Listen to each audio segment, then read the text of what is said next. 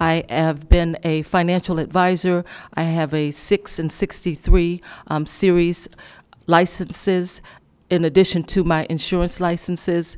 And I also have, in my professional experience, managed small offices where I've had employees that I had to work with. I had to manage their work days and schedules, as well as managing my own. And I think that having the small business experience is important to being on the school board, because it gives me an overview of all of the things that we will be challenged with moving forward. And I've also been a human resources manager, and that helps me with understanding people and some of the issues that are impacting people and their families. And I think that will be ideal for this role as in the school board. Thank you. Ms. Carapanini. So I have a pretty extensive background in finance and investments. I've worked as a financial analyst and an investment analyst for a hedge fund, an investment bank, and a venture firm.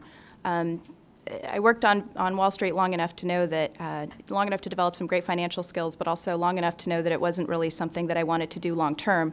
But I took those skills and I started focusing on businesses that make a social impact. In that capacity, I've been a finance director as well as worn a number of different hats. Basically, what I try to do in my work is create financially sustainable solutions to social problems.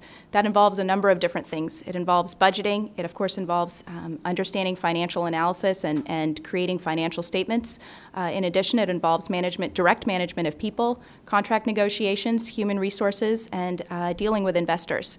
So what that means is that I have a lot of experience evaluating programs for investors, and so I have an understanding of what it means to be accountable.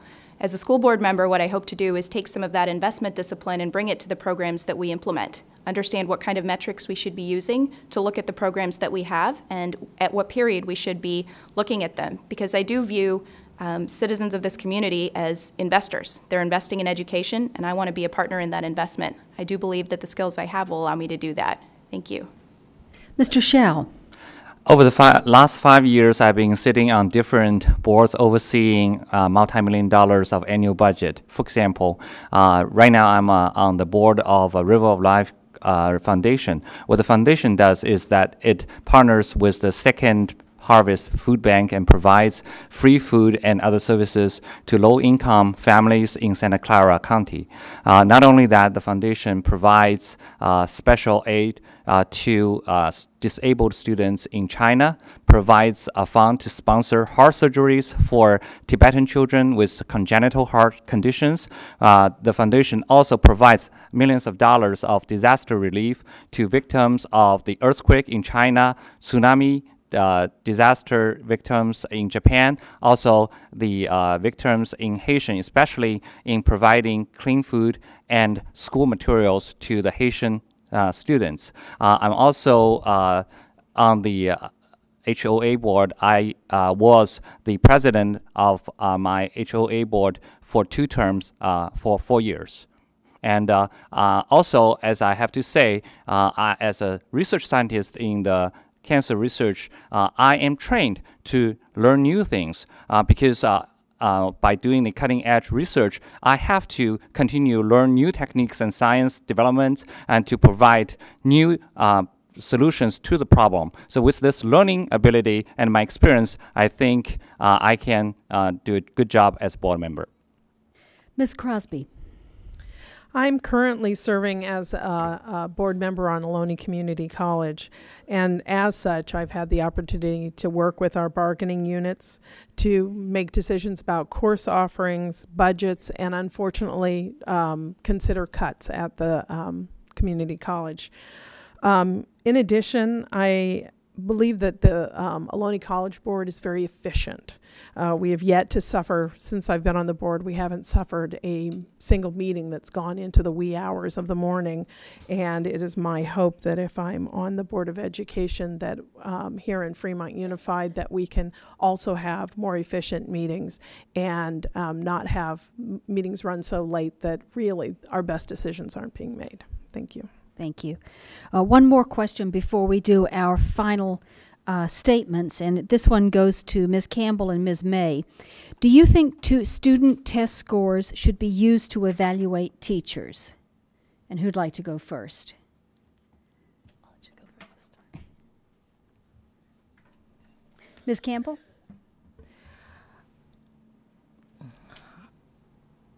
No, I would not support student test scores being a way of evaluating teachers.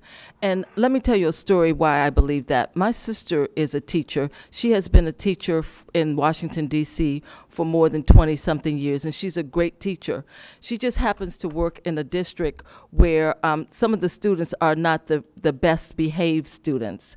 And their evaluation process included a on-site evaluation. So on the day that the evaluator came in, the students were in a fight. And while they were in a fight, she couldn't manage the class, so she had to switch to a different method of teaching that day. And then she was evaluated down because she didn't meet the expectations of the evaluator. And I think some of that happens when students are taking tests. It's just like being up here.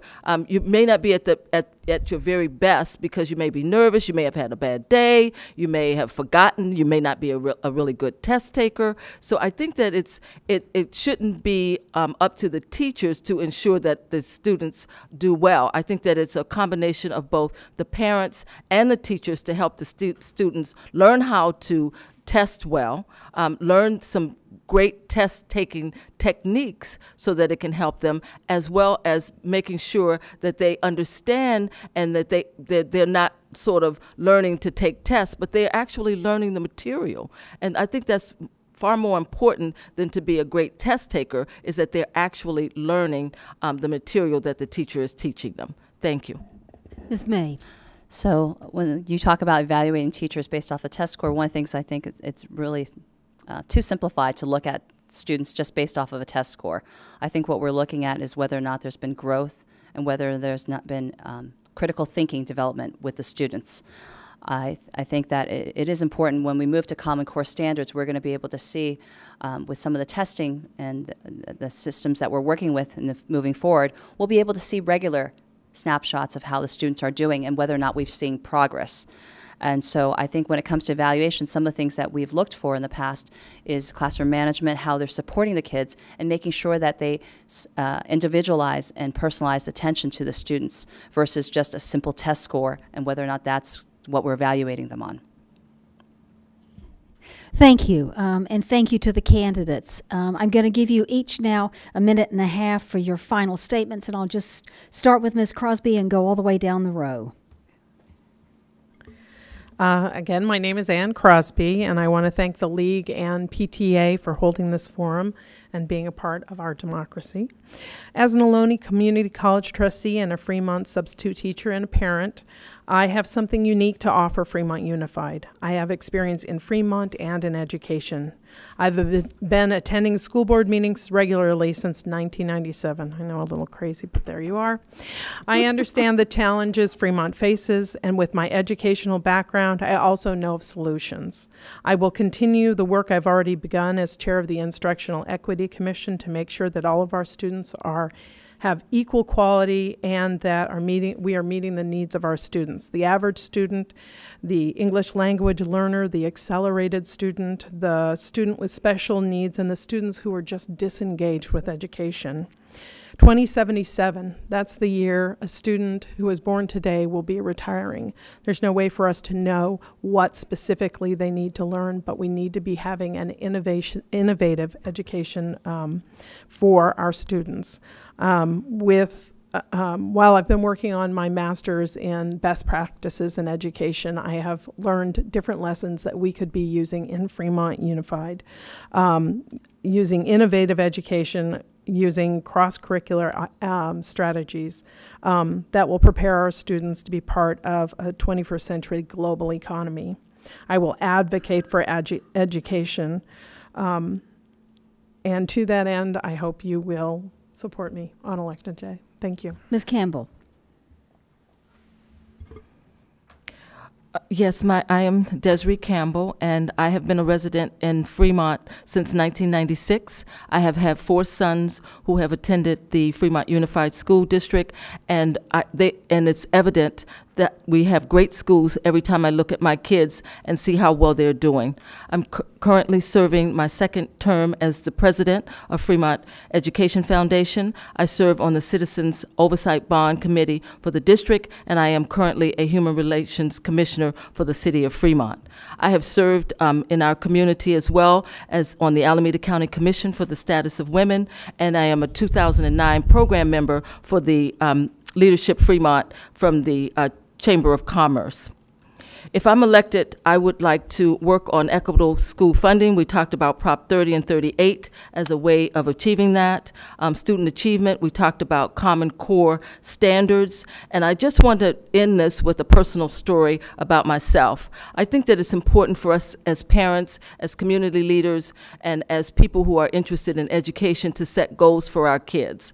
And I also think that it's important to recognize that not all kids have leaders, parents who set goals for them. When I was 12 years old, I was orphaned. I didn't have parents who would sit down with me and say that they wanted me to be a school teacher, a lawyer, or a doctor, so I had to set goals for myself. It wasn't until my kids were in college that I went back to college, and I now have a degree in business administration. And if I'm elected to the school board, I'd like to be an example of setting goals for kids and also giving them an opportunity to be able to set goals for themselves. Thank you.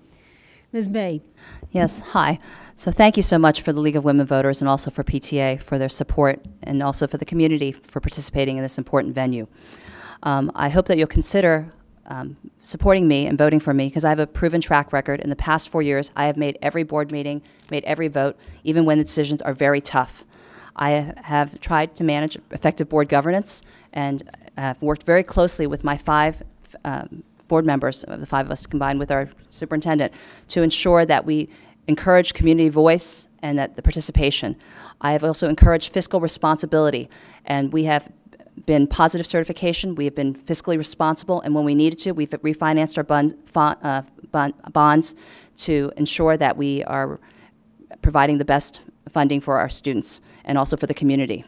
I'm a community solutions advocate, and I work very closely with PTA, other organizations, parent organizations, gang task force, and other areas to ensure that we work together as a community to try to find the best possible venues and support that we need for our students.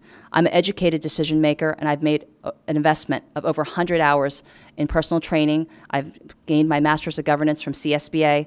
I also take a lot of time to take trainings on finance and other areas. And most importantly, I'm also for the improvement of achievement levels at all schools. I'm a dedicated advocate for FUSD in Sacramento, and I speak out and have advocated on behalf of FUSD for legislators and assembly members, and also, most importantly, here in the city.